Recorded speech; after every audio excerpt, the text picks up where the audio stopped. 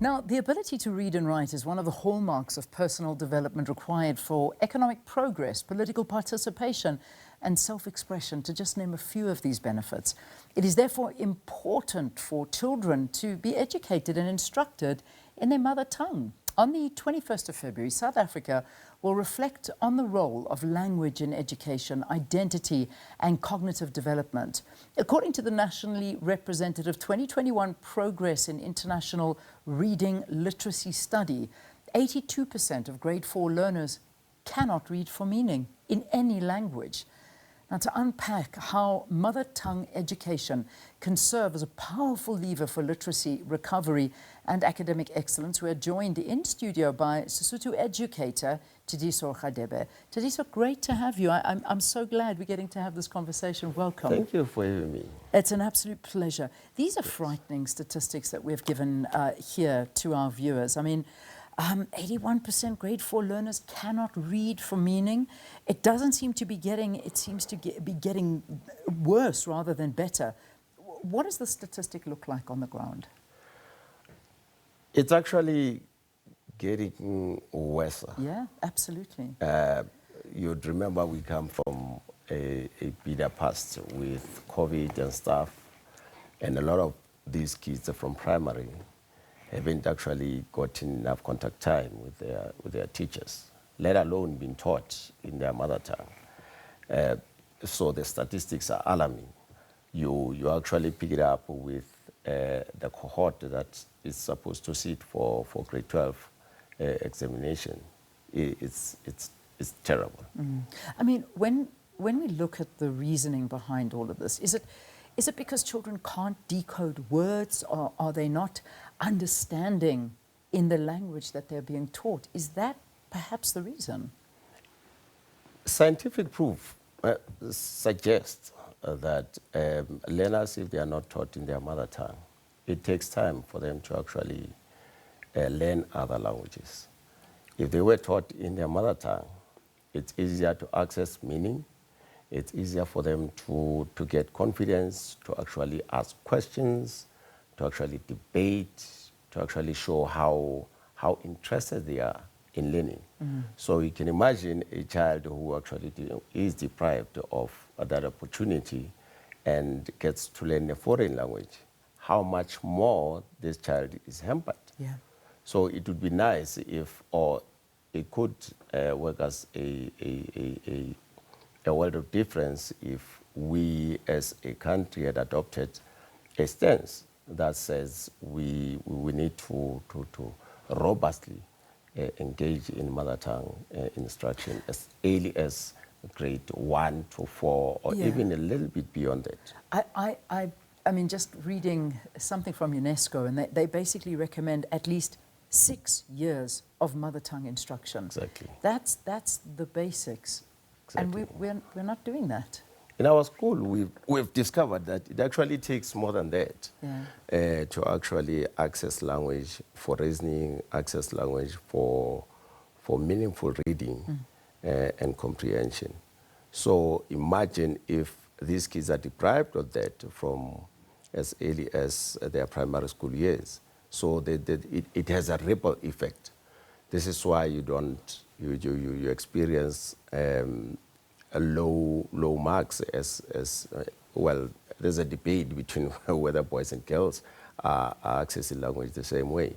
But the bottom line is the pass rate depreciates as we go higher in standards because of the fact that learners were not given an opportunity to develop in their home language. So obviously, I mean, the standard usually in South Africa, as we see in grade 4, they start, completely going into English. And, this is a double-edged sword. It really is, because a lot of people are of the mindset that, learning English, economic opportunities, it's a global language, and this can, basically enhance, but at the same time, it's not. It's almost in a way damaging our children in the future. And the problem is cognitive science proves that it shouldn't be that way.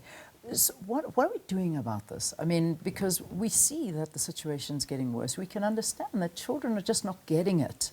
And you can understand that if you have your mother tongue spoken at home And then suddenly you've got to go to school from grade 4 and learn in an English book, and it's difficult to get help. And yet it continues. So what are possibly some of the legislations or things that we can change to assist the children? Because it's not getting better as we've figured this out. The unfortunate part with the South African population is that a huge number of learners are in the public system.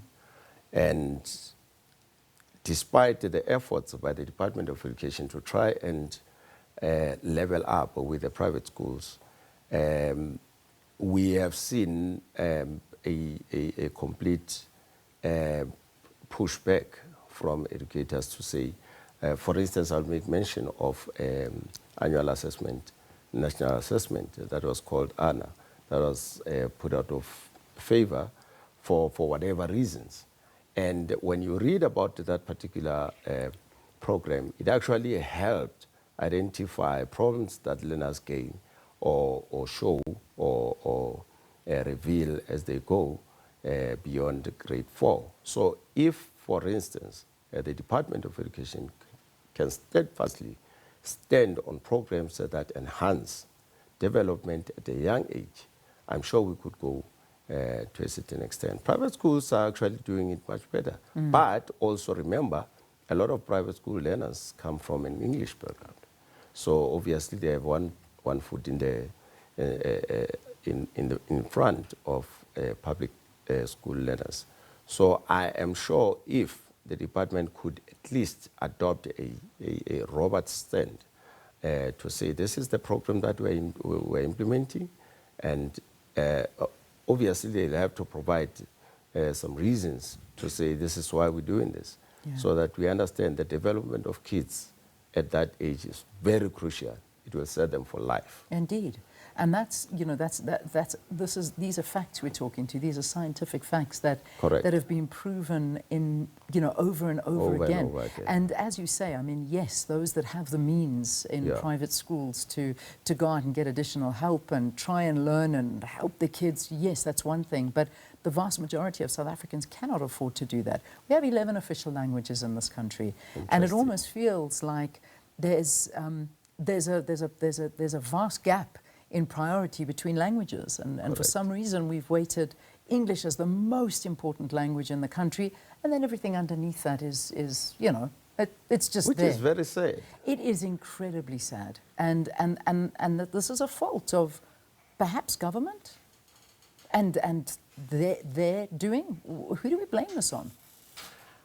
I'm not sure who's to be blamed, but I don't want to politicize this. If you'd remember the history of this day back in Bangladesh, it was basically to say the minority language was supposed to be the official language in that country. And the students who actually took to the streets to say they actually requested that Bangla be the language for learning and training. The same happened in South Africa when kids went to the street to protest against the use of Afrikaans. So you wonder as to whether there is a will from whoever powers that be to say how well can we perhaps the local language in an area could take precedence and say this will be the language of instruction, learning and instruction at an early age.